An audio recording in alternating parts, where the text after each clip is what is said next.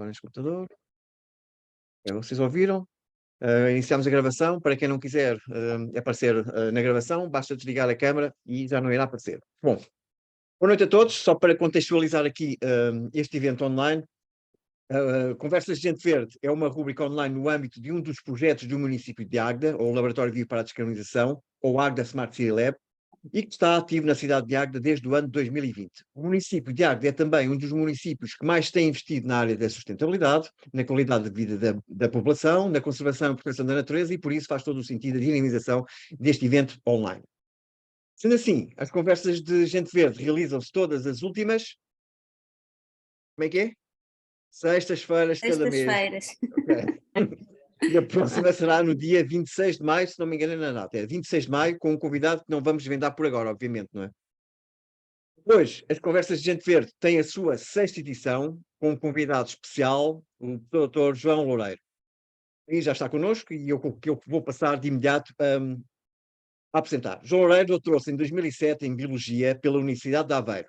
Em 2009, integrou o Departamento de Ciências da Vida da Faculdade de Ciências e Tecnologia da Universidade de Coimbra, sendo atualmente professor associado do Departamento Investigador Integrado do Center for Functional Ecology.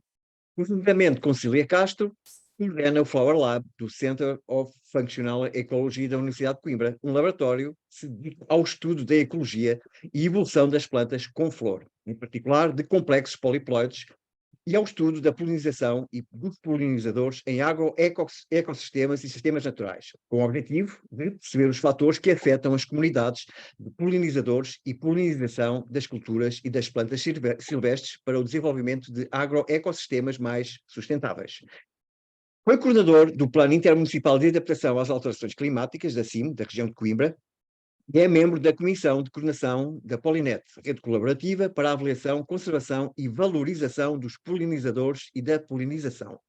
Desde que integrou o Center for Functional Ecology, demonstrou sempre um interesse particular pela área da comunicação de ciência, como é evidente pelas diversas atividades de divulgação e disseminação de ciência dirigidas ao público em geral e às partes interessadas em diversos formatos, nomeadamente audiovisual, radiodifusão, imprensa, escrita e novos mídia. Apresentação feita. Obrigado, Primeira questão. Paulo. Alguém quer avançar com a iniciativa? Não? Eu tenho aqui uma questão. Antes Ok. da questão, Paulo, tem já alguém na sala de espera? é isso, tens Ok. alguém na sala de espera. Então, vamos admitir. Para já agradecer aqui ao Paulo e ao município de Águeda e esta iniciativa, a Águeda Smart City Lab, pelo convite para estar aqui presente nas Conversas de Gente Verde. É um orgulho enorme estar aqui convosco. Nós é que temos orgulho, nós é que agradecemos. Está bem? Então pronto, eu vou colocar a primeira questão. E a primeira questão que eu vou colocar é a seguinte. Sendo que os polinizadores incluem animais de grupos diversos, não é? Embora a grande maioria pertença ao grupo dos insetos, sendo essenciais na cadeia alimentar, obviamente, já que são polinizadores, culturas e flores silvestres, controladores de pragas, servem de alimento a outros animais, incluindo as aves, etc. Cerca de 80% das plantas cultivadas depende da polinização natural, realizada por estas espécies, as quais se encontram ameaçadas pela perda do seu habitat. Esta perda de habitat deve-se essencialmente a que fatores? João Loureiro. Sim. A perda ativa de habitat tem muito a ver com a atividade antropogénica, ou seja, com a atividade que nós humanos temos vindo a modificar o território de uma forma muito acentuada, seja para culturas agrícolas e florestais, seja também para questões relacionadas com a urbanização. E isso, sem dúvida, as alterações do uso do solo com consequente perda de habitat são um dos principais fatores que está associado, não sabemos muito bem ainda em Portugal, e é algo que gostávamos de trabalhar de uma forma bastante acentuada dentro de muito pouco tempo, saber os impactos efetivos, como é que estas alterações do uso do solo têm levado ou não a um decréscimo do habitat. Os polinizadores, como referiste bem, Paulo, no nosso território são essencialmente insetos, Okay. Insetos que têm que cumprir, têm algumas necessidades básicas para o seu dia-a-dia, desde questões relacionadas com a alimentação, reprodução e nidificação, muitos deles com raios de ação e raios de voo relativamente diminutos. Estamos a falar na maior parte das dos polinizadores, principalmente as abelhas solitárias, deslocam-se no raio de cerca de 500 metros. Por isso, se houver perturbações acentuadas no território onde eles estão a nidificar, temos impactos bastante óbvios e diretos nesse raio de ação. E por isso, tudo que sejam paisagens, e isso sim, temos alguns dados já nesse sentido, tudo que sejam paisagens muito diversificadas, como ainda em algumas partes do nosso território, e trabalhamos muito na região da Beira Interior, naquele mosaico, que também é muito bonito para nós, que gostamos muito de uma paisagem diversificada. Foi o local até agora do país onde nas colheitas que fizemos a nível de insetos polinizadores mais diversificados e com enormes surpresas, em comparação com zonas de cultura, mesmo algumas culturas em poesia com uma grande quantidade de flores silvestres, mas que a nível de riqueza e diversidade de polinizadores são bastante mais pobres. Por isso, tudo que sejam zonas com muita diversidade de uso do solo, até agora tem demonstrado no nosso território bastante ricas. Tudo que sejam coisas mais homogéneas, uniformes, tem-se regras gerais muito mais pobres. E tem sido essa a tendência em algumas zonas. Por exemplo, aqui na zona centro é muito florestal, aqui na zona, pelo menos, o envolvente de Coimbra, e notamos que é muito menos rica. Pois, e nesta fase da primavera, normalmente a meio da primavera, ou quase, e no final da primavera, há sempre aquela tendência daqueles procedimentos antigos em que cortam as ervas para não estarem a crescer. Isso é das piores coisas que podemos fazer, não? Provavelmente. E algum do trabalho que nós não temos apressado muito, é algo que na questão das cidades e das zonas mais urbanas, onde muitas vezes se nota esse corte demasiado intensivo dos jardins ou das zonas ajardinadas das cidades e das vilas, e efetivamente aquele jardim um bocadinho mais espontâneo, com aquelas ervas que não há ervas más, não há ervas daninhas, mas que muitas vezes as pessoas tendem a achar que não fica bonito ou assim, são o ideal para os polinizadores. E, como é óbvio, tem que haver corte, mas aquilo que muitas vezes tentamos sensibilizar os políticos e os gestores destas zonas ajardinadas, é que haja uma redução da intensidade de corte e principalmente na primavera, como bem disseste, Paulo, tentar deixar que algumas das plantas completem o seu ciclo de vida, ou seja, que deem fruto. Isso é essencial. Se para além do corte associarmos a isso o uso recorrente, felizmente cada vez há mais municípios que começam a ficar sensibilizados sobre a diminuição do uso de pesticidas para o controle desta vegetação espontânea, tem um impacto não só nas plantas, mas também nos insetos, e por isso municípios livres de pesticidas são necessários. Não é? E já há bastantes municípios livres de... Olha, nós sabemos que há pouco tempo aqui em Coimbra, mas foi há relativamente pouco tempo, portanto que aqui na zona, aqui na rua, de vez em quando, até há 2, 3 meses ainda se viam aquelas aplicações com os técnicos municipais todos bem protegidos e o resto da população a passar ao lado. Ou seja, todos com a fatiota da astronauta e o resto a levar com a química em cima. Mas soubemos há pouco tempo que com uma mudança e com uma criação de uma divisão, um pelouro mais associado a esta zona do ambiente, aqui de uma forma explícita dentro dos pelouros da Câmara Municipal, que Coimbra já não utiliza. Há outros exemplos. O município de Lousada é quase cometido como a nível de questões relacionadas com a biodiversidade, práticas de educação ambiental como exemplo a seguir. E acreditamos que há cada vez mais municípios sensibilizados para esta questão. Claro que depois a gestão dos espaços é mais trabalhosa e efetivamente requer outro tipo de ações. Acho que se passarmos para a sensibilização do público e efetivamente começarmos a mostrar que zonas com vegetação espontânea em flor, muitas delas só um bocadinho mais gerida de uma forma diferente, poderão ser espaços extremamente interessantes para as pessoas e, como é óbvio, muito importantes para um conjunto de organismos nos quais se incluem os polinizadores, isso sem dúvida. Agora acho que tem que haver um caminho também paralelo não só de sensibilização dos municípios, porque eles são, tanto podem ser os veículos destas mudanças de forma de agir nos municípios, como também os mesmos veículos que também pedem aos municípios e protestam porque as zonas estão feias e Pois. necessitam de cortes, ou seja, tem aqui um duplo papel que tanto pode ser de benéfico como prejudicial. Claro. É isso, é isso. Alguém tem alguma questão? Está aqui no chat também. Então, E a mesmo que o Jéssica acho Daniel. que também ia falar. Podes passar, Sónia.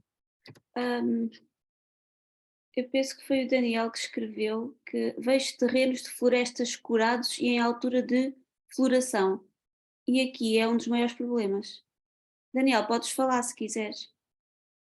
Sim, olá, boa noite. Olá, Obrigado Daniel. por estarmos aqui a partilhar estas conversas maravilhosas. E sem dúvida aquilo que eu tive durante 2 anos no combate à Vespa Votina no município de Mortágua e no qual é um concelho que em termos de Hiperflorestal, não é? da floresta, pronto, é surreal. E pronto, isto era outro tema de conversa. Mas em relação à parte dos insetos, no qual eu sou uma pessoa também muito preocupada e dedicada, e a Sónia e o Paulo sabem em relação a isso, aquilo que eu me apercebo e que realmente é algo que é muito complicado, realmente é qualquer pessoa tem carta para curar, digamos assim. E não há controle em relação a isso. E aquilo que me apercebo e que me apercebi durante aquilo que fiz o controle da Vespa Votina, eu andei a colocar cerca de 620 armadilhas durante o ano de 2020 e 2021, no qual as armadilhas da Vespa Votina não só apanhava a Votina, como apanhava a Vespa Crabro, como apanhava uma data de Sim. microinsetos extremamente importantes, as armadilhas construídas de forma incorreta, que apanhavam uma data de borboletas, entre uma data de outras coisas.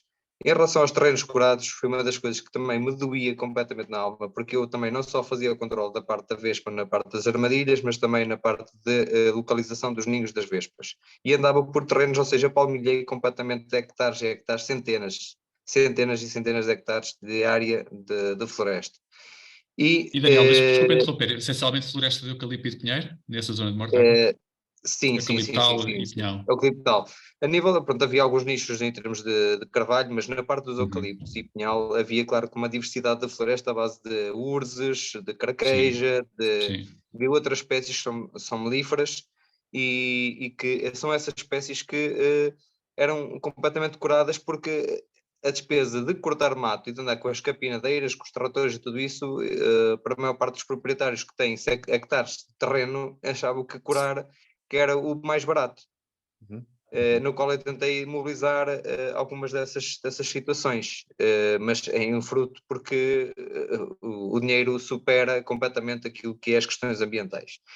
E realmente aqui é que é a principal lacuna em termos daquilo que é as medidas, porque se houvesse um COP 26, 27 ou 28, ou quer que seja, que começasse, em vez de andar com esta parte dos carros elétricos, quer que seja, mas se fosse a parte principal, que é mesmo isso que falamos das valetas, das bermas das estradas, e que proibisse câmaras, freguesias, juntas de freguesia e tudo isso, das curas completamente desmedidas e mesmo sendo elas dizem que são curas biológicas, que eu já tive aqui stresses com as freguesias aqui à volta, dizem, isto é biológico, não faz mal nenhum, porque eu tenho também ovelhas e que muitas vezes tinha problemas porque eu tinha que levar os meus animais para a pastagem e dizia que não havia qualquer tipo de problema, só não podia deixá-los que eles comessem no primeiro ou segundo dia, porque se fosse no terceiro ou quarto já não havia problema. Isto o que é que faz? Faz com que seja biológico ou não seja, mata, ou seja, destrói as espécies. E no caso dos terrenos, em termos florestais, em época de floração, em que estão lá a mata de abelhas, eram terrenos, hectares de terrenos curados, em que está a matar não só a vegetação, mas principalmente os insetos que estão naquele momento a polinizar e a trabalhar. Aqui é que é o grande problema, aqui é que onde nós devemos tentar focar, que neste momento nós tentamos fazer a sensibilização ambiental com as crianças, que é o melhor do mundo, sem dúvida, mas até eles terem poder para conseguir mudar alguma coisa e conseguir chegar ao ponto essencial, ainda vai demorar cerca de 20 anos. E o nosso planeta não pode esperar 20 anos, tem que ser agora. E se nós não conseguimos sensibilizar realmente as câmaras e quem está no poder neste momento, vai ser muito complicado nós conseguimos ter alguma coisa e daqui a cerca de 2 anos nós ainda temos insetos. Aquilo que eu vejo é que realmente eu ando pela floresta e vejo uma diminuição de insetos que é uma coisa brutal. Nós andamos, eu pronto, tenho um pecado, que o meu pecado em termos ambientais é a minha mota, é a parte no qual eu infelizmente não cada vez levo com menos insetos nos dentes e no capacete. Isto é preocupante, porque nós antes andámos de carro e víamos uma data de insetos cravados nos nossos vidros dos carros e nas óticas e tudo isso, e cada vez vemos menos. Isto para vos dizer, uma partilha daquilo que eu estou a contar, durante uma experiência profissional numa data de áreas, porque já faço educação ambiental há mais de 20 anos, e realmente para mim tem sido doloroso ver esta situação e ter tido esta partilha agora convosco daquilo que acontece naquilo que é a nossa envolvência em termos de espaços rurais, que ainda quem manda não tem poder ou não quer ter capacidade para chegar à beira das pessoas e dizer, meu amigo, você curou, isto é completamente proibido, você fez um crime ambiental, então vai ser punido por lei. Isto não acontece. Isto não acontece.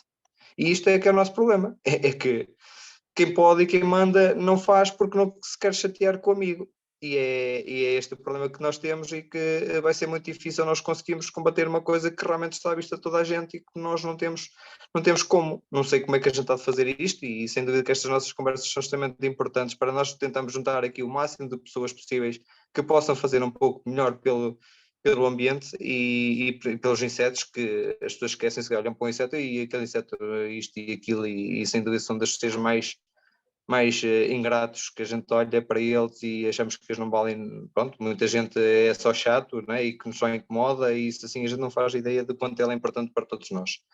E pronto, fica aqui a minha partilha e naquilo que eu puder ajudar em algo ou partilhar mais qualquer coisa, pronto.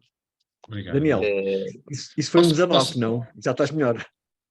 Já estou melhor, Mas eu posso pegar aqui naquilo que o Daniel disse para falar de uma coisa que também para nós é muito, muito relevante, apesar de, eu concordo plenamente com aquilo que o Daniel disse, mas às vezes, e ainda há pouco tempo, uma reportagem na televisão, na RTP, sobre o apocalipse dos insetos, onde tivemos a oportunidade de participar, e pronto, teve o impacto que teve, acho que é sempre interessante, mas não teriam sido exatamente as palavras que nós teríamos utilizado, apesar de percebermos que às vezes só assim conseguimos amedrontar alguns dos decisores políticos, como o Daniel disse, que era importante e sensibilizar nesse sentido. Mas ao mesmo tempo leva-me a uma questão que às vezes quando nos interpelam de se temos ou não, estamos a sofrer ou não um declínio de insetos polinizadores em Portugal, a resposta, se for totalmente honesta, é que não sabemos. Não fazemos mesmo a mínima ideia. A percepção... Não é isso. A percepção que o Daniel tem é uma percepção que efetivamente nós também temos, só algumas pessoas têm, mas efetivamente conhecemos tão pouco. E não há estudos, nem a médio e longo prazo, não há estudos em que possamos ter séries temporais, onde soubéssemos que há 50 anos tínhamos esta diversidade e tínhamos esta abundância de determinados grupos de polinizadores funcionais e agora estamos a caminhar para um decréscimo, para um aumento, ou um crescimento em determinados grupos, aumento noutros. Efetivamente, em Portugal não temos, e por isso é que achamos que ações de monitorização contínua ou regular em floresta, em zonas urbanas, em periurbanas, em zonas mais naturais, parte mais agrícola, são essenciais para que começamos a ter dados que nos expressamos ou não de uma forma muito mais honesta e sincera, possamos dizer sim, em Portugal está a haver um decréscimo efetivo destes grupos que são muito importantes que desempenham esta função. É óbvio, e por isso é que não nos às vezes temos que o dizer, que os dados que existem de outros países que estão a ter as mesmas pressões que existem em Portugal, e onde efetivamente já se provou que há um decréscimo, como estudos no Reino Unido, nos Países Baixos, na Alemanha, onde efetivamente há evidências científicas de que há um decréscimo, as pressões que existem lá são similares às pressões que existem cá. E por isso é perfeitamente razoável assumir e provavelmente estamos também a ter um decréscimo dos nossos insetos polinizadores. Mas gostava também de sensibilizar, deixar aqui a palavra, que necessitamos de ter dados que nos permitam, de uma forma científica, provar ou não, ou em que grupos é que estamos a ter este declínio. Com a agravante de que, se calhar, estamos a perder espécies que nem sequer sabíamos que a tínhamos. Posso-me entender? Porque nunca sequer a detectámos. Né? E por isso... eu peço desculpa interromper novamente. Eu, perante aquilo que eu fiz de 620 armadilhas de vespa velutina, aquilo porque eu fazia uma monitorização, aquilo que a maior parte das vezes os municípios não fazem, mas eu tive esse cuidado de fazer, na altura com o chapéu das florestais. Fizemos 3 tomas da parte de voltar a reabastecer as armadilhas, e cada vez que o fazíamos nós contávamos o tipo de insetos que existia nessas armadilhas. Uhum. E aquilo que eu posso dizer em relação a isso, é óbvio que é difícil conseguir, às vezes, muitas das vezes os insetos já estão completamente degradados. Sim, em termos ficam. Né? Às vezes fica uma massa quase que é difícil de... Sim, que às vezes é distinguir. difícil de conseguir, dá para perceber que temos ali uma data de microinsetos, mas não conseguimos perceber quais são as espécies, mas conseguimos em termos de espécies de calibre um bocadinho maiores, que é o caso da vespa crabro, que é uma vespa que é a nossa vespa europeia. Faz parte que da nunca nossa nos fauna, teve está em equilíbrio, problemas. sim. Não, nunca. E aquilo que eu me preocupei é que eu acho que as armadilhas da vespa velutina é um fiasco. Eu, se fosse eu que mandasse, eu não fazia, não colocava armadilhas. A solução é realmente tentar procurar ninhos e temos uma atividade mais proativa em relação a isso, porque as armadilhas apanha muita vez para crabro, que eu posso contar em que muitas das armadilhas que apanhei, cerca de 50% das armadilhas que nós tínhamos, em 620 é muito, havia maior população de vespa crabro apanhada nas armadilhas do que vespa velutina, no qual nós temos um ninho de vespa velutina que consegue cerca de 20 mil vespas, e as de crabro são cerca de 15 mil. Ou seja, o que é que acontece? Temos aqui um declínio de uma vespa que consegue tentar equilibrar a vespa velutina de uma forma energética, que acaba por começar a ficar em declínio. Ou seja, nós a tentar Sem arranjar dúvida. aqui não é? Isto, pelo menos, é um pouco do estudo que eu consegui fazer em relação a uma data de outras espécies e outras borboletas e tudo isso. E sem dúvida que aquilo que você acabou de dizer, sem dúvida que é a parte mais importante, é nós termos dados científicos e concretos para nós conseguirmos dizer assim, meus amigos, temos que tratar disto porque realmente nós estamos aqui a ter uma perda deste tipo de insetos que são extremamente importantes. E daí eu ter esta partilha convosco em relação àquilo que é a vespa crabro, que eu acho que é uma espécie que viveu connosco durante décadas e centenas de anos, e tudo isso que alimentava-se também de abelhas, mas da abelha que está completamente já num estado, digamos que a abelha, a apis mellifera, também quando chega a um ponto do seu estado de vida que acaba por morrer, e a vespa crabro o que fazia era a limpeza. Ou seja, não iria caçar, digamos assim, a apis mellifera nunca pôs em causa as nossas colmeias, como está a acontecer nos dias de hoje com a vespa velutina, que é completamente voraz e destrói constantemente, e neste momento a vespa cravo, o que é que acontece? Neste momento é também uma ovelha negra, porque tem que tentar combater uma coisa com a outra e acaba por ser uma mamada fita, e muita gente diz, a vespa cravo também, isso também não interessa, não sei quantos, não sei quantos.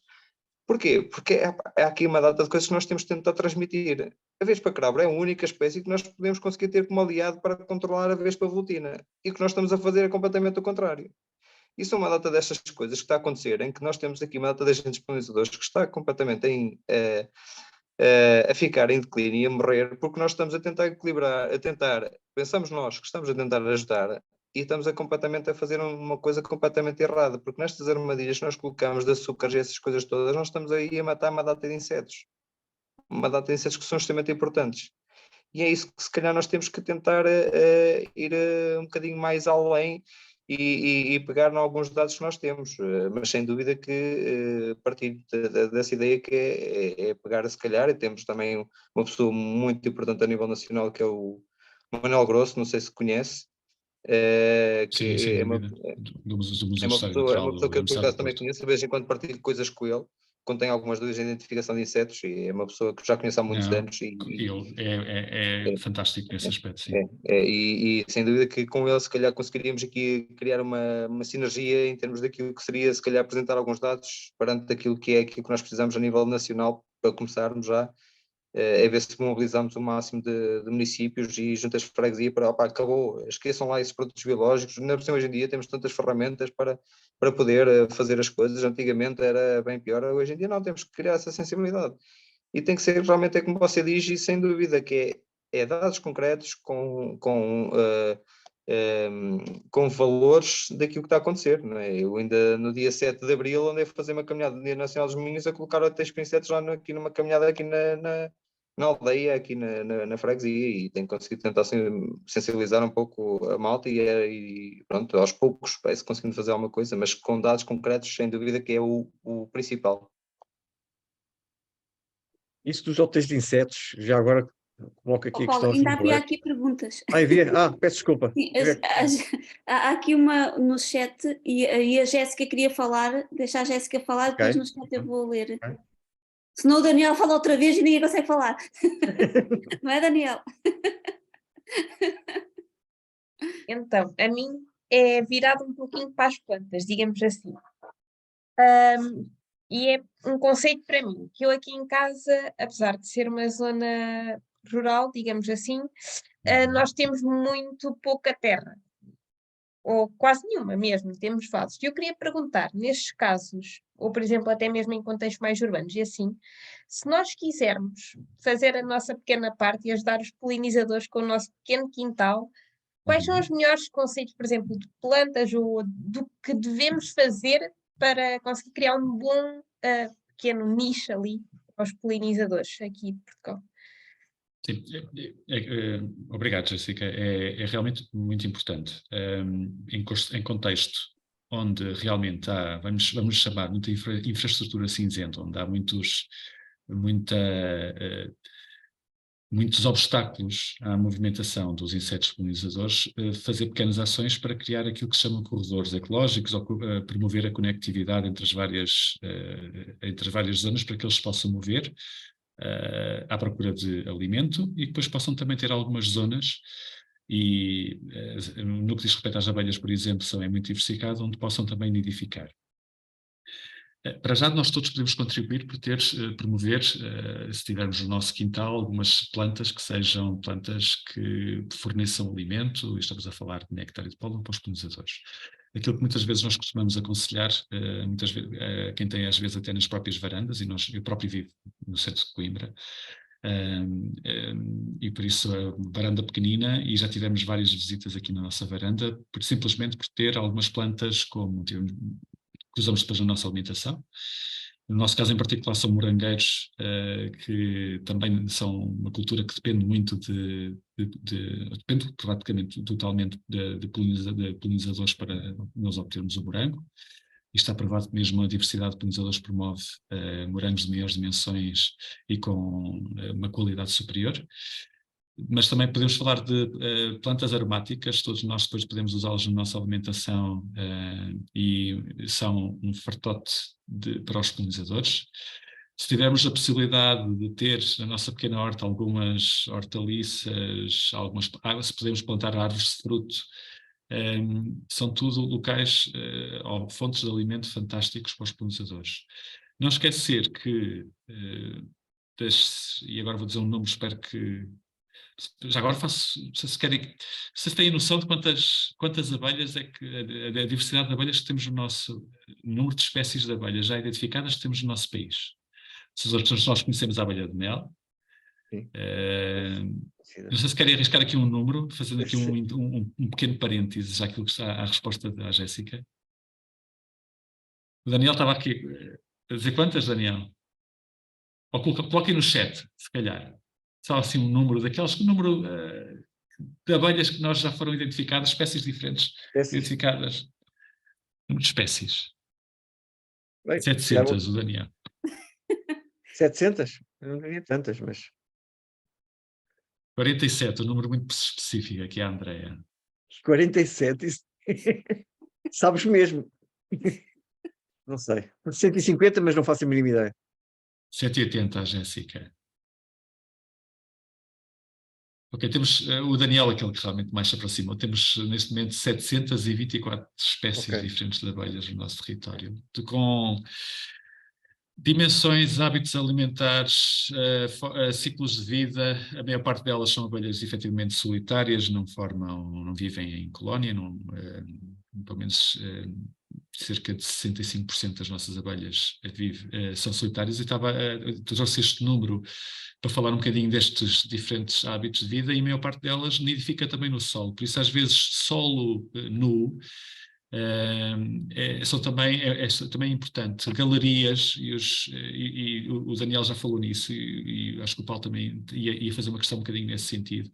Os tais hotéis para insetos têm um cariz que para mim é importante a nível de educação ambiental e para tentar passar a mensagem para as gerações mais novas, porque percebem o conceito de que os insetos necessitam de um sítio para viver, para nidificar, mas na realidade estas caixas-ninhos são para um grupo relativamente específico de abelhas, os megaquilídeos, que efetivamente fazem os seus ninhos em troncos de árvores, nestas galerias de madeira, e realmente a maior parte das abelhas solitárias nidifica no solo, e por isso e temos de ter cuidado também um bocadinho nesta dimensão, é uma sensibilização sempre que fazemos na dimensão dos ninhos, destes hotéis para insetos, que também serem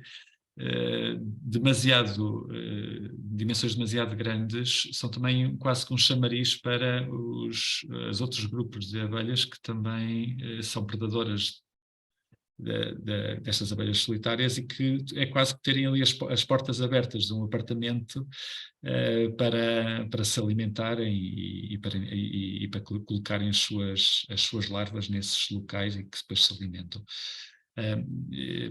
Isto, se calhar, já estou a desviar um bocadinho da pergunta da Jéssica. Sim, é necessário fazer um bocadinho estes corredores, ter plantas que sirvam de alimento, mas também às vezes ter um espaço do terreno sem vegetação, ou a parte mesmo dos muros, aqueles muros de pedras também são ótimos para a criação, para que as abelhas nidifiquem alguns grupos nidificam nessas zonas. Não esquecer, às vezes, há pequenos charcos de água, por exemplo, para os cirfídeos, para as moscas das flores, que é outro grande grupo de polinizadores que nós temos também em Portugal, muito importante também para algumas espécies silvestres e algumas culturas. Necessitam também, às vezes, para a parte, essencialmente, do seu ciclo de vida larvar, dessas zonas mais de água. E por isso, sim, não há uma resposta às vezes há uma série de ações diversificadas. Troncos de árvores no sol também são essenciais, e por isso sim, não podar, não cortar na época da floração, e tudo isso ajuda, sem dúvida. E se depois conseguirmos... O problema maior nas nossas cidades é que, se nós fazermos isso e tudo à volta for um jardim de relva sem nada a florir, falta depois a conectividade para que as abelhas se movam e tenham, como eu disse há bocadinho, muitas delas têm um raio de ação relativamente reduzido. Se não encontrarem alimento, não sobrevivem. Ou seja, se houver uma modificação da paisagem nesse local, fica comprometido. E é isso um bocadinho que às vezes também tentamos sensibilizar os agricultores de culturas que são totalmente dependentes de polinizadores, em que a cultura está em floração. Muitas vezes são culturas de floração massiva, em massa, que estão em floração durante 15 dias, 3 semanas. Os polinizadores, durante aqueles 15 dias, 3 semanas, têm um fartote de alimento, mas eles gostam, é como nós não gostamos de comer a mesma coisa todos os dias ou toda a hora. Eles vão à cultura agrícola, vão a flores silvestres, vão alternando. Se calhar durante aquele período têm ali uma grande fonte de alimento, vão à cultura agrícola, e o resto do tempo. O resto do período de vida, se não houver mais nada a florir à volta, depois fica comprometido o ciclo de vida, e por isso são algumas das mensagens que tentamos passar. Ou seja, Jéssica, não sei se... Sim, eles alimentam-se durante a primavera toda e verão também, não é? Sim, muitas deles têm um ciclo, duram, alguns que emergem mais no início da época, logo em março, abril, tem um ciclo de vida tempo de vida cerca de, pode depender muito de organismo para organismo, 2 meses, 3, 4 meses. Outros emergem mais no final de primavera, verão, ou seja, dependendo do grupo, mas sim, depois necessitam de de se alimentar, ou então, muitas vezes, mais importante do que isso, muitas vezes colher o pólen para alimentar as suas crias, as larvas que colocam. Exato. E é esse trabalho que fazem durante esse período inteiro.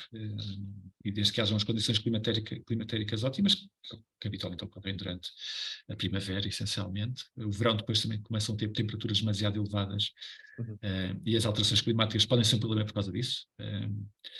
As alterações climáticas que muitas vezes falamos podem ser um problema por causa das temperaturas serem demasiado elevadas, ou então por aquilo que também já está, isso sim está provado cientificamente, que é um desfazamento entre quando eclodem e emergem dos ninhos e as plantas estão em flor, de que elas se alimentam, onde não estão em floração ao mesmo tempo, ou há um desfazamento entre a época de floração das plantas e quando os insetos estão na procura ativa. Claro que isso é mais crítico para aquelas espécies que se alimentam de apenas um conjunto relativamente específico de plantas, e se houver esse desfazamento, depois deixam de ter alimento, as tais espécies oligoléticas. Naqueles as poliléticas têm um tipo de alimentação um bocadinho mais diversificado, depois encontram sempre outra fonte de alimento, mas sim, as alterações climáticas podem ter um papel importante a esse nível. E já falei demais no sentido para promover aqui a interação. Sim. Muito bom, muito bom. Eu ainda tenho aqui em fila de espera uma afirmação da Andreia já há algum tempo, portanto eu vou só ler. A Andreia diz: insetos e consequentemente plantas, uma vez que muitos dependem dos polinizadores para darem novas gerações de plantas, e estamos tão dependentes destes animais para a própria condição humana, para medicamentos, alimentação. Pois foi. É mesmo isso, André. Todas as pessoas terem a percepção do quão importante é um processo e um mecanismo que se chama polinização, e que não é mais do que transporte de grãos de pólen das estruturas masculinas para as estruturas femininas de uma flor, mas que nesses grãos de pólen estão os gametas masculinos, e que as plantas, para se reproduzirem, têm um grande problema que eu gostava que vocês identificassem. Ou seja, em comparação com os animais, qual é que é o grande problema das plantas para se reproduzirem? Não se mexem. Não se mexem, não podem ir à procura do seu parceiro sexual e dizer vamos fazer a próxima geração de plantinhas, não é? E por isso necessitam destes vetores, que efetivamente em 80% dos casos são vetores bióticos, são nos nossos ecossistemas essencialmente insetos. Noutros ecossistemas temos outros animais, temos morcegos, nas ilhas temos os répteis, temos as aves, temos algumas aves, muito pontualmente aqui nos ecossistemas mediterrâneos, já foi provado. Essencialmente, na sua grande maioria, são insetos, ou então as plantas que são dispersas pelo vento, que são, apesar de tudo, uma minoria em comparação com as outras. E por isso, sim, as plantas, para completarem esse ciclo de vida, precisam de uma ajudinha extra. Tem que oferecer aí umas recompensas, porque o inseto não vai lá fazer a polinização. Isso é outra coisa que às vezes gostamos de...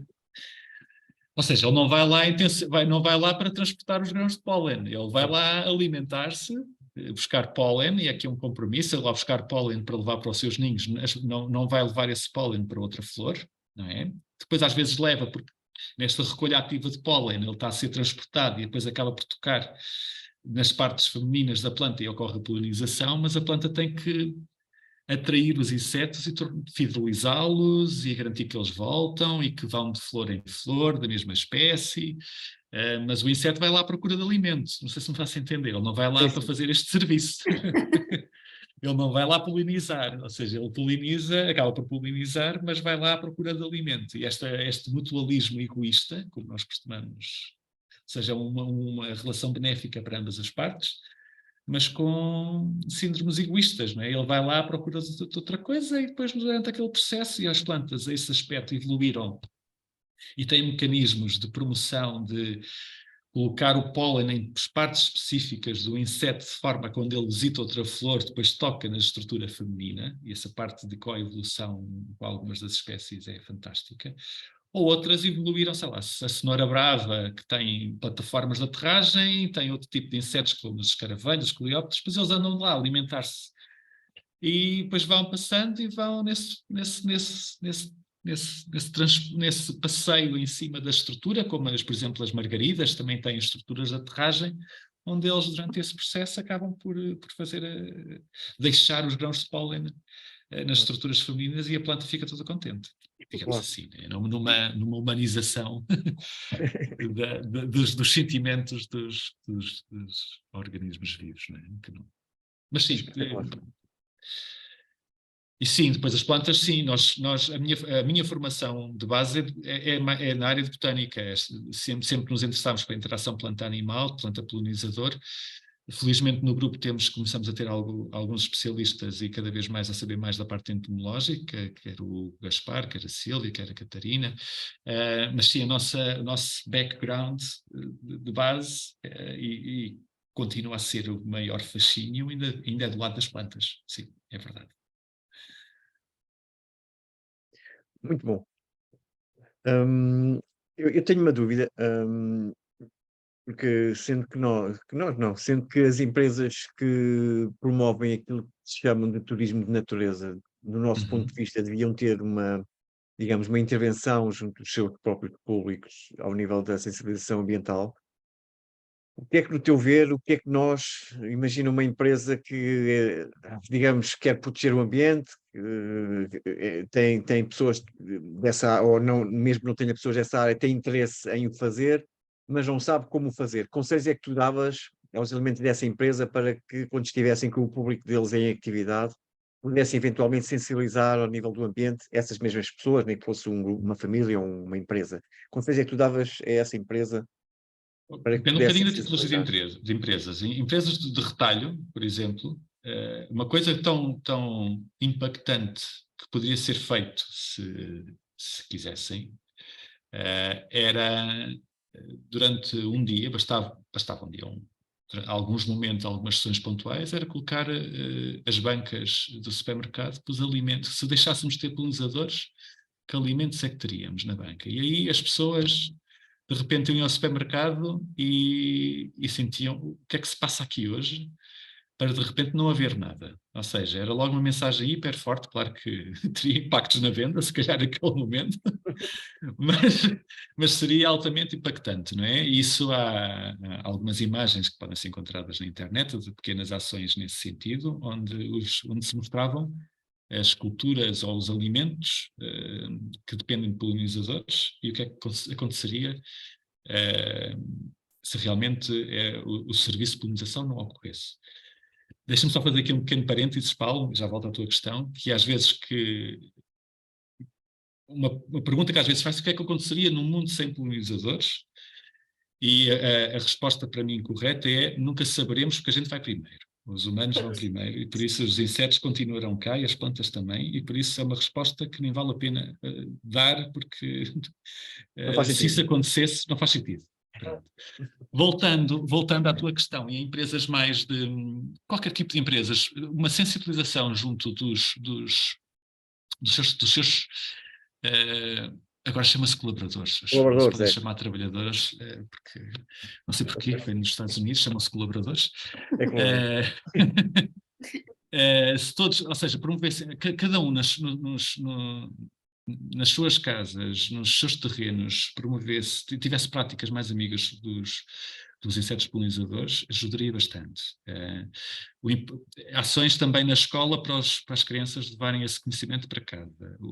Acho que um dos maiores sucessos dessa ação, que demorou muito tempo, é a questão das reciclagens.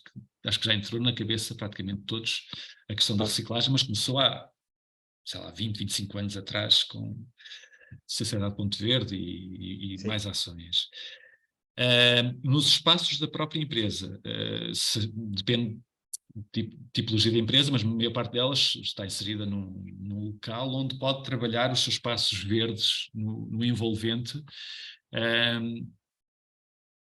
e com todo o devido respeito das ações, isso é uma opinião muito, muito, muito pessoal, de arborização de zonas em alturas que às vezes não são as devidas, para criar team building. Acho que podia-se criar team building nas empresas com formas diferentes do que meramente ir plantar árvores. Ou seja, ou pode-se plantar árvores, mas ter ações mais concertadas, não ser só aquilo, e depois muitas vezes não há o acompanhamento. Exato. Pronto. Uma das coisas que eu acho que faz falta era um bocadinho esta questão, e através do Polinet queríamos avançar com isso dentro de pouco tempo, de questões relacionadas com consciência cidadã, colocar os cidadãos a fazer algumas coisas, questões de monitorização, e acho que os cidadãos são importantes, mas estas ações que vocês promovem são fundamentais porque ainda há uma grande iliteracia nas esferas políticas sobre o que é isto, a colonização, mas é importante para quê? O que é isto?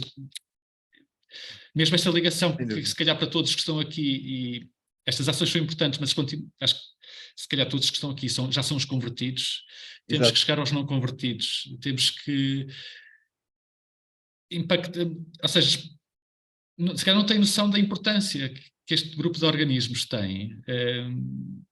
E estamos a falar dos insetos polinizadores, os insetos depois têm também a importância também a nível de composição da matéria orgânica, enfim, tem muitas outras funções, a parte de toda detritívora, controle de pragas, muitos destes insetos polinizadores, especialmente as moscas das flores, são também muito importantes no controle de pragas agrícolas.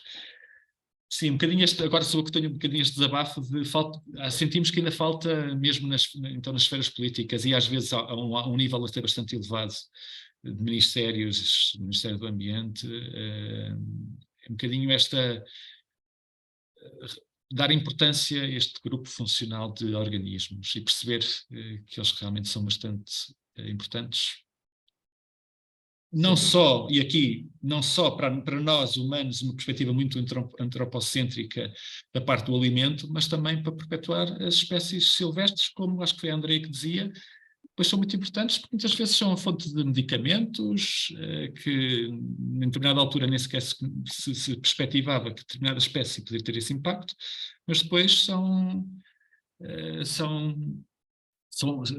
vêm-se a revelar muito importantes também a esse nível, e por isso sim, sentimos isso. Mas na Polinet, através da Polinet, através do Flower Lab, mas depois a uma escala um bocadinho mais concertada através da rede colaborativa, temos essa ambição de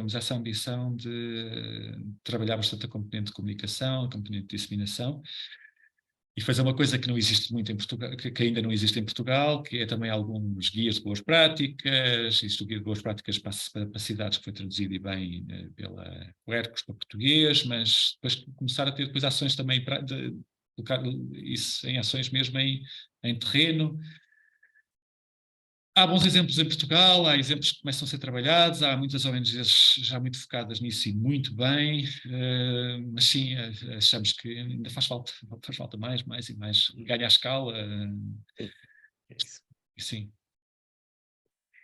Sei que a Ana Gervis também em Aveiro também tem feito um trabalho bastante interessante a esse nível, mas sim, falta, assim, há bons exemplos, e acho que devia haver réplica desses bons exemplos em Portugal, a outros locais que ainda não olha para isto de uma forma tão cuidada. Sónia, estavas a dizer que eu podia falar? Sim. Não, estava a dizer que em Aveiro eu conheço o trabalho que vocês fazem em Aveiro e acho que é importante. Olha, obrigada e parabéns para já ao Paulo e Sónia por terem disputado esta conversa, e também ao João e à Silvia e aos colegas por todo o trabalho que têm feito, temos acompanhado, e a todos que estão aqui presentes, se calhar já são os convertidos, mas que podem ir converter outros. É isso. Continuar o trabalho e converter os outros. Olha, pois eu realmente em relação agora que vocês falam nisso, eu tenho aqui um mau exemplo, por exemplo, que é de um abrigo. Eu não gosto nada do nome abrigo para polinizadores, acho que o nome engana, então o hotel engana muitas pessoas, mas pronto, isso é outro assunto à parte também. Então chama caixas ninho, sim. Pois as pessoas pensam que é de aves, não é? Eu até tenho outro nome, que é as maternidades, mas as pessoas se calhar acham um bocado esquisito, não é? Mas se calhar podemos começar a adotar esse nome, maternidades, não fica mal. Em vez de estarmos a colocar o hotel de insetos, vamos começar a chamar maternidades. Pois, porque nós estamos a traduzir do inglês, não é? Do biohotel, que é um nome muito engraçado, porque é o uma... hotel tem impacto nas crianças, as crianças têm essa personificação. perspectiva, não é? Pronto, acho que é só isto, o resto, mas eu percebo isso, a maternidade também, eles percebem todas, isso é verdade. Sim. Pois, eu acho que é aqui uma personificação do resto do mundo animal e normalmente as pessoas respondem a isso por causa das emoções. Mas, por exemplo, um desses foi vandalizado, que eu fiz com o município, foi vandalizado, e é uma pena. As pessoas começam a tirar as peças, não é? As peças de madeira começam a ceder com o tempo, não é?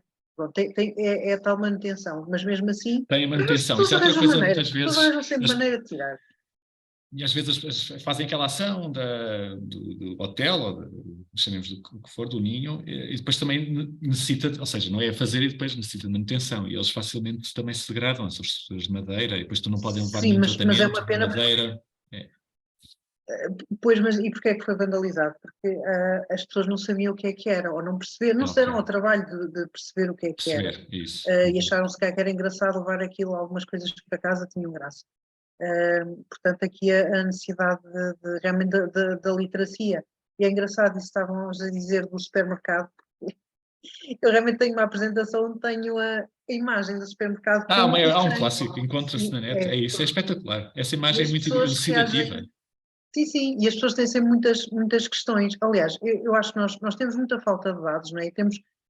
Não é? Se nós pensarmos que os dados antigos que temos de naturalistas e estrangeiros que estavam cá, e temos, pronto, insetos e não só, mas temos um capital humano muito, que se calhar estaria disposto a colaborar em termos de ciência cidadã, e acho que ainda estamos a desperdiçar todo esse capital que podia estar aqui a ajudar com dados, não só com a naturalistas. Sim, é isso. Abelhas, deixa-me só interromper, Tana, as abelhas têm um grande problema.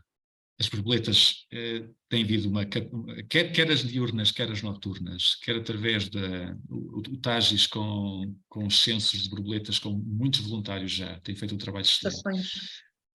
Quer as borboletas noturnas também, em muito pouco tempo eles conseguiram uma série de voluntários, mas são tangíveis a nível de identificação. As abelhas têm esse problema. É difícil taxonomicamente e a pessoa às vezes depois sente-se um bocadinho não tão motivada. Dizer que é uma andrena, que é um lasioglossum, que é uma antófora, depois não temos nomes vulgares, é outra coisa. Os britânicos têm nomes vulgares, nomes comuns para tudo. Nós também, ou seja... podemos ter aí, a nível de questões de ciência cidadã, sabemos que temos um caminho a trilhar nas abelhas e nas moscas das flores, em comparação com o caminho que já foi trilhado nas borboletas, mas as borboletas são mais fáceis de fotografar, são facilmente identificáveis com os padrões das asas, pode ir quase a pessoa começar a gostar como coleção, vou chamar coleção de cromos, já identifiquei esta, ainda não vi aquela, e por isso serve de motivação. As abelhas, queremos trabalhar nisso, sabemos que há gente a trabalhar em guias das mais comuns para as pessoas começarem, em português, para começarem a se sentirem-se motivadas, mas tem essa ligeira dificuldade extra, que é as pessoas, para já conseguirem logo identificar que é uma abelha, e depois há vespas que são similares, há moscas das flores que são similares, só logo dizer que é uma abelha já é logo o primeiro desafio. E depois aquela coisa de começar a ficar motivado, que consegue identificar, ou pelo menos ir até ao género, porque até à espécie só com características muito mais finas, pode ser mais desafiante, mas temos de trabalhar nisso. Concordo totalmente contigo, Ana. Desculpa, interrompi-te. Não, sim, é muito importante essa questão, porque os insetos dominam o mundo e nós é difícil realmente, mesmo para uma pessoa, para um entomólogo, até é difícil, quanto mais para quem não é. Mas também como as pessoas andam com telemóvel no bolso. É isso. E os telemóveis hoje em dia já são bons para tirar fotos. E acho que isso, pronto, poderia ser uma ajuda, pelo menos para algumas espécies, para ter alguma noção, mesmo que haja alguma margem de dúvida na identificação. E sim, deixa-me só interromper, nós estamos a trabalhar numa aplicação para traduzi-la para português, que esperemos que, eu depois eventualmente até partilho convosco, esperemos que na reunião anual da Polinet que vai decorrer, e vai ser aberta a toda a gente, pelo menos vai haver uma sessão pública durante a manhã do dia 23 de junho, chama-se Fit Count, e que vai permitir a que qualquer pessoa, ela já está disponível noutros países, as pessoas podem até começar a brincar com ela cá, mas vai estar traduzido em português e com o guia de insetos que está na aplicação, já para aqueles que estamos a trabalhar nisso, para os que são mais comuns em Portugal, e que permitem fazer aquilo que se chamam períodos de monitorização de 10 minutos, em que uma pessoa escolhe a planta e depois vai registando com um simples toque em grandes grupos, não é para identificar a espécie, é dizer, viu uma abelha, agora interagiu uma vespa, agora interagiu uma borboleta.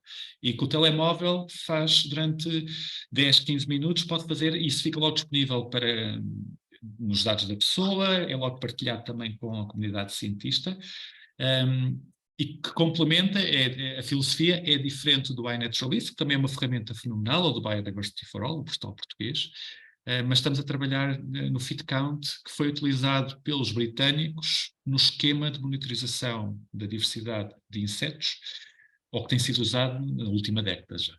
E já foi traduzida para português do Brasil, mas para o território brasileiro, ou seja, aí se uma pessoa escolher essa versão da aplicação tem a possibilidade de, em vez de apenas abelhas, abelhões, vespas, moscas das flores, poder escolher morcegos, porque eles também os têm, ou roedores, ou colibris, mas estamos a tentar adaptá-la. Esperemos que no dia 23 tenhamos, nem que seja uma versão beta, para que as pessoas depois possam escolher essa opção na aplicação, porque ela pode ser descarregada e está disponível quer para Android, quer para iOS. Mas sim, isso na perspectiva de realmente pôr as pessoas cada vez mais sensíveis e quase que no canteiro de casa estar a ver o que é que visita durante 10 minutos. Pois, isso será muito interessante e fico contente que isso exista. Portanto, se eu bem percebi, estão a homogeneizar os esforços de amostragem entre os observadores, digamos assim, deve ser essa a ideia, não é? Pronto. É isso, tal e qual. Pois, se houvesse também, não sei, uns percursos, não sei, qualquer coisa que pudesse, que convidasse as pessoas mais facilmente a dizer, olha, vamos ali, assim como há o BioBlitz, era isso que eu ia dizer, assim como há o BioBlitz, e temos os grupos, temos pessoas dedicadas a cada grupo que vão acompanhar quem se voluntariza, não é? Os participantes, se calhar as pessoas aqui poderiam estar por sua própria conta, sem estarem à espera que alguém dinamize um evento, não é? Claro. Por exemplo, a Câmara de Constância, que contactou o Paulinete este ano para um conjunto, a Câmara Municipal de Constância, para um conjunto de atividades relacionadas com polinizadores, elegeu o mês de maio, efetivamente, de 1 a 31 de maio, criou um projeto no iNaturalist chamado Os Polinizadores de Constância, com colegas também dos Polinizadores de Portugal, a Sónia Ferreira da Universidade do Porto, do CIBio, e onde convida as pessoas, delimitaram o parque, porque eles têm um parque ambiental de Santa Margarida, onde até tem um voluntário em Constância.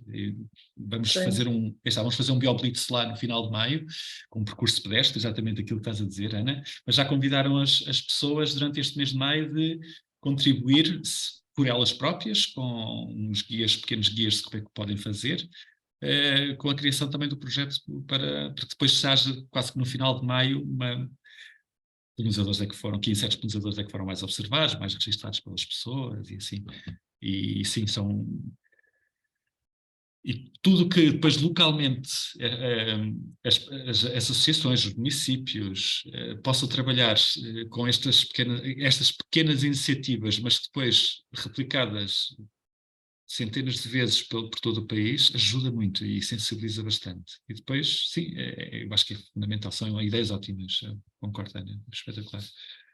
Olha, e outra minha questão era sobre agora vamos chamar de tais maternidades, pronto, que são vendidas. Eu, por exemplo, tenho aqui uma loja em frente à minha casa que tem ali eles chamam as caixinhas dos insetos, que é aquela confusão toda entre os insetos e os polinizadores, que são coisas diferentes, não é? As estruturas, mas depois, quando aparece escrito, é tudo uma grande confusão, e para as pessoas também desbaralha mais, para as pessoas é tudo igual.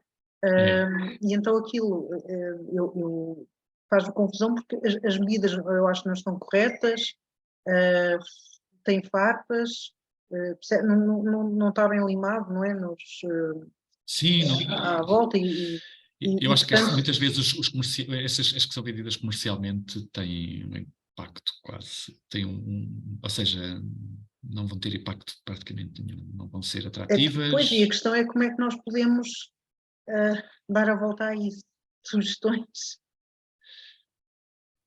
Eu não sou muito fã das maternidades, por si só.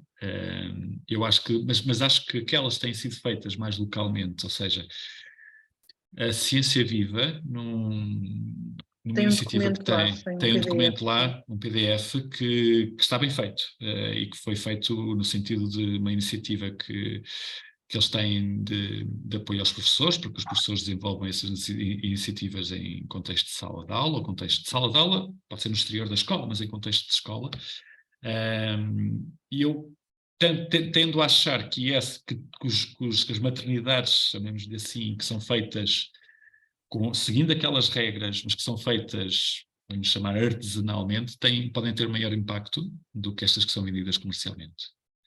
Mas também não acho que seja o caminho, vendê-las comercialmente, faço entender, não acho que seja de todo nem grande negócio, nem negócio com grande impacto. E acho que há outras soluções, como falámos há bocadinho, sol nu, um tronco de madeira morta, são muito mais impactantes do que os ninhos. Tem esse cariz ambiental, as crianças gostam de fazer, mas depois requer a manutenção, depois facilmente, se calhar em 2, 3 meses fica se calhar com um aspecto que depois as pessoas também não gostam, acaba por deitar fora, enfim, não sei. Tenho dúvidas seriamente do impacto real destas iniciativas para além da educação ambiental. Pois, eu peço desculpa, eu não ouvi porque foi-me abaixo o Zoom, mas eu só ouvi falar de Ciência Viva, peço desculpa. Eu estava a dizer que o documento que a Ciência Viva para aplicar em escolas acho que está muito bem feito. Eu acho que aqueles que são feitos artesanalmente, porque têm a componente de, muitas vezes, são as próprias crianças que estão a fazer, têm uma componente muito mais forte do que o eventual sucesso que uma coisa mais comercial possa vir a ter. Eu sei que há um colega que está a fazer o doutoramento, que é o Miguel Azevedo de Lisboa, que está a fazer a trabalhar com uma questão um bocadinho mais comercial de caixas de ninho, mas específicas para colocar em campos de cultura agrícola. Não tem o objetivo, até são relativamente pequenas, têm dimensões e um tipo de canas muito específicas para tentar sensibilizar mais os agricultores a tê-las no pomar do que utilizá-las em questões de mais de educação ambiental, urbana, etc., em contextos urbanos. Sim, mas isso também acontece porque não há flora necessária à volta, não há o resto das condições, e portanto os polinizadores não vão visitar porque não têm interesse. Isso, tal e qual. Tal e qual. Não basta um ninho e não haver flores, não haver nada à volta, não tem impacto nenhum. Portanto, o que vai aparecer são normalmente aranhas e companhia. É, e muitas vezes depois predadores que vão fazer exatamente, ou parasitas, não é? O que colocam. Daniel, querias colocar uma questão? Estavas com a mão no ar? Mas tens que ligar o microfone. Eu, por acaso, estava aqui a ver se conseguia partilhar convosco aqui uma foto de alguns sucessos de hotéis que eu construí de uma forma rudimentar em termos daquilo que era também apelar à economia circular, em que houve sucesso de alguns dos hotéis que hotéis, neste caso eu realmente também concordo e gosto muito da palavra maternidade, e acho que é algo que realmente também devemos começar, se calhar, a vender um pouco mais este produto, porque realmente aquilo que se vende de forma comercial em muitas das lojas que nós temos à volta, hoje em dia em muitas outras superfícies comerciais consegue-se ver realmente hotéis para insetos à venda. Que tem sucesso, eu pelo menos em cerca de 4 anos que já faço isto, a minha experiência é que realmente um hotel para insetos tem sucesso, depende do tipo de vegetação existente à sua volta. Se houver vegetação que consiga atrair, claro que uma coisa complementa a outra. É tal e qual como as caixas de ninho, para aves e por aí fora. Mas deixa-me te interromper, Daniel, no conceito, se calhar, onde trabalhaste mais, em Mortágua, muito florestal, como há muita madeira também à volta, atrai muito, se calhar, este grupo de insetos que costuma fazer em zonas, se calhar, onde depois também não há o envolvente. Pode não ser tão atrativo, faço-me entender, se calhar, e ainda bem que depois tens essa experiência positiva dos hotéis, mas pode, como disseste e bem, como a Ana também já mencionou, muito relacionado com o envolvente. Sim, sim, por acaso tem a ver um bocadinho com isso. Por acaso até uma das experiências que eu estava a ver se conseguia aqui partilhar de uma foto em que daqui de um dos troncos de madeira que foram perfurados por alunos, que foi até na Escola Profissional da Melhada, na IPVL, em que em menos de meio ano foram ocupados. E foi na IPVL, ou seja, à beira, dentro da escola, à beira do campo de futebol da Melhada, em que também tem uma zona envolvente de zona rural, de olival e tudo isso, e que também a volta também acabam por ter também algumas espécies. E sem dúvida que foi uma das surpresas maiores que eu tive. Aqui em minha casa, pronto, tenho as espécies que tenho várias. Noutros sítios tenho algumas outras pessoas que por acaso que também acabaram por adquirir alguns dos meus hotéis para insetos e que também tiveram um sucesso muito rápido e sem dúvida que tenho algumas tenho aqui por acaso algumas reportagens desses sucessos dos hotéis e sem dúvida que estes hotéis ou estas maternidades tem sucesso depende das zonas. E é óbvio que, tal e qual como uma caixa ninho para aves, ou neste caso para passeriformes, tem sucesso e nós só podemos ter essa noção com o tempo. Ou seja, nós podemos ter aqui uma maternidade ou uma caixa ninho, ou quer que seja, ela pode durar meio ano e ter sucesso, ou pode durar 2 anos e só passar 2 anos é que pode ter sucesso. Nós não conseguimos saber qual é que é o tempo de ocupação e de descoberta do inseto. Ou seja, se ele vai conseguir olhar para ali e realmente ver que é um abrigo, um espaço que possa ser aprazível para ele ou não. Isto é uma coisa que nós na natureza nunca conseguimos prever. Aquilo que nós fazemos é nada mais, nada menos que uma ajuda para... Nós não vamos estar aqui a incutir ou quer que seja, ou seja, nós fazemos realmente aquilo que é tentar evitar a nossa pegada ecológica, aquilo que nós temos feito ao longo destes anos como ser humano. E aquilo que nós temos que realmente fazer é um pouco por aí, fazer essa ação, sensibilização, dentro daquilo que é o correto, não o fazemos de uma forma comercial, mas sim de uma forma ambiental, de uma forma conscienciosa, de uma forma a sensibilizar e tocar fortemente a necessidade e o porquê de fazer este tipo de construções. Esta é que é a parte fundamental. E nós, para fazermos isto, nós temos que saber que não é só construir. Para construir, não vamos pôr aqui um hotel no meio de uma cidade completamente acimentada. Isto não pode ser. O que nós temos que começar a implementar é que é importante nós conseguirmos termos cada vez cidades cada vez mais verdes, cada vez mais floridas e cada vez mais com mais espécies arbóreas e arbustivas para conseguirmos diminuir a temperatura e conseguirmos ter mais qualidade de vida e conseguirmos atrair mais insetos. Uma coisa tem que estar complementada à outra, senão não vale a pena andarmos aqui com este esforço. Nem vale a pena andarmos a construir maternidades se a gente não conseguir mostrar o que é importante. Este é que é o foco. Posso pegar aqui na deixa de Daniel para também, eu acho que se calhar todos sabem, e a grande maioria das abelhas são totalmente inofensivas. A abelha do mel, efetivamente, é um bocadinho mais protetora e a nossa subespécie pode ser assim um bocadinho mais agressiva, se sentir alguma ameaça. Mas de resto, todas as outras, mesmo a abelha carpinteira, que é a nossa maior abelha, que pode ser um bocadinho assustadora quando aparece, tendo em conta o aspecto negro, o barulho que faz, o zumbido que faz. Mas são super amigáveis, isto para também desmistificar aquele conceito de eu tenho medo de abelhas e efetivamente são muito inofensivas as abelhas selvagens e por isso também deixar aqui essa mensagem. E sim, sem dúvida, sem dúvida. Cumprimentar aqui o Filipe, que já nos conhecemos também pelas redes e vi que ele chegou um bocadinho mais tarde, também tem aqui uma mensagem de agradecimento à Ana, não é? Ok, e nós já estamos aqui no adiantado da hora. Eu solicitava que fosse uma última pergunta. Se alguém que ainda tenha uma última pergunta para fazer ao João. O João está aqui no fim. O João e todos estamos aqui no final da semana. Ele foi logo uma das primeiras coisas que disse: estou no final da semana, estou cansado. Sim, mas tudo Isso aí. não há problema, está a ser super agradável, Sim, não claro que seja sim. por aí, por amor de Deus. Obviamente não é obrigatório acabarmos, mas pronto, se tiverem mais uma questão, também para não demorarmos muito mais tempo.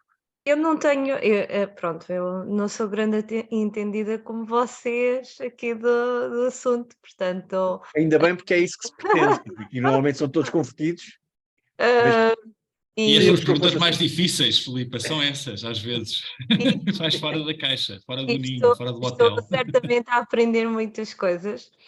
E foi boa a pergunta também da Jéssica aqui para ver o que é que eu também posso fazer aqui na minha varanda. Mas realmente gostava de partilhar algo que eu já pensei, que é, e eu não sei se, pronto, aí está, sou um bocadinho leiga nisto, é as Joaninhas. Eu deixei de ver Joaninhas. Isso quer dizer alguma coisa? Ou seja, as Joaninhas também se podem ser inseridas aqui no que nós estamos a falar? Elas podem ser inseridas no sentido de serem, estão igualmente expostas a nível de todos os agentes que afetam também os outros insetos. Não são podem polinizar de forma eventualmente muito quase que não intencional, ou seja, as joaninhas não são tidas como polinizadores de todo por excelência. São mais controladores de praga porque alimentam-se essencialmente de afídeos e por isso muitas vezes é que são colocadas até como em algumas zonas hortícolas e assim. Eu realmente também, mas eu sempre vivi em contexto muito urbano, nunca tive muito contacto com locais com muitas joaninhas. E por acaso necessitava aqui para a minha varanda. Por isso, se houver já Não, pensei onde é que eu os poderia adquirir, isso assim. E é interessante porque o Daniel fez-me pensar nisso, não é? Aquela coisa de nós vamos para o Alentejo, vamos dar uma volta e de repente o nosso carro, não é? Pronto, fica cheio de insetos e hoje em dia já não acontece como Não antigamente, acontece não é? tanto, não. E o Daniel fez-me pensar nisso. Sim, há certas espécies que eu deixei de ver e Joaninhas é uma delas, e é essa a consciência que devemos ter, não é? Portanto, obrigada por esta conversa. Obrigada. E uma boa noite a todos. Obrigado, Filipe. Eu se calhar terminava aqui, para não demorarmos muito mais. Já ultrapassámos um quarto de hora daquilo que estava previsto, eram 60 minutos. Queria agradecer a todos os presentes, é ótimo nós temos assim um público interessado, mas seria ainda melhor se tivéssemos pessoas que não entendessem do assunto, para nós podermos aqui sensibilizar e temos mais alguém para poder transmitir estas mensagens. Temos a Filipe, pronto, ficamos com a Filipe, tu vais ser a principal comunicadora daqui para a frente. Nós já está bem. Temos de fazer umas ações na Figueira, Filipe, ver se convencemos aí o município. Eu alinho, João. E há uma série de pessoas bastante ativas em termos ambientais na Figueira também e sensíveis para as questões relacionadas com a biodiversidade. Estão sempre mas tivemos uma ação há uma semana e um dia na minha antiga escola, fui regressar à escola a escola Joaquim de Carvalho, onde eu fiz o meu liceu, o meu secundário, e foi ótimo, 27 anos depois, ter uma ação com uma turma lá sobre estas temáticas. Foi mais até do ponto de vista nós gostamos muito da interação e as nossas ações até muitas vezes têm mais do ponto de vista da parte da planta, que chamamos a vida amorosa das plantas ou a vida sexual das plantas, quando temos um público mais adulto e podemos brincar um bocadinho mais. Mas claro que os polinizadores são importantes para a vida sexual das plantas e por isso é óbvio que tocamos sempre neles. Mas sim, por isso vamos aí à Figueira mais vezes. Eu alinho! Vamos lá! Claro. Precisamos de embaixadores, como em cada cidade, um bocadinho, embaixadores, vamos chamar embaixadores ambientais que puxem um bocadinho, e esta quase que uma rede de embaixadores da natureza, podia ser assim uma coisa gira, e que assim houvessem um conjunto de pessoas apoiadas, monetariamente, com materiais, mas assim um conjunto de embaixadores nacionais do ambiente, acho que era assim uma ideia engraçada. Pode-se pensar nisso. Porque não? Com muito gosto. Era giro, assim. E Sim. depois atuavam, atuar local, não é? Atuar local, acho que é muito importante. É muito importante. Ok. Obrigado. Uma última pergunta. Muito obrigado a todos. Não, obrigado. Nós é que agradecemos, João. Eu queria agradecer a toda a gente, a todos os participantes, mas principalmente a ti, João Loureiro. Foi ótimo. Nós, nessas conversas, aprendemos sempre, independentemente do tema, e neste caso não fugiu à regra. É ótimo, é um tema importantíssimo para nós. Temos aprendido aquilo que tu nos pudeste transmitir e, obviamente, toda a gente com certeza também aprendeu. Só tenho a agradecer a tua presença e esperamos contar contigo também para outras iniciativas, depois é uma questão Sim, de sim. ir conversando. Sim, E podemos chegar com estas informações a bem mais gente. planeado, sim, Claro. bem planeado, temos uma Ok. equipa já grande que possa depois também Ah, dar ok, resposta ok. a várias Tá bem. solicitações, sim. Ficamos agradecidos. Está bem, então Obrigado. uma boa noite a todos e para ti, João Loureiro, um abraço, um grande abraço. Está Obrigado. bem? Obrigado. Boa Obrigado. noite. Boa noite.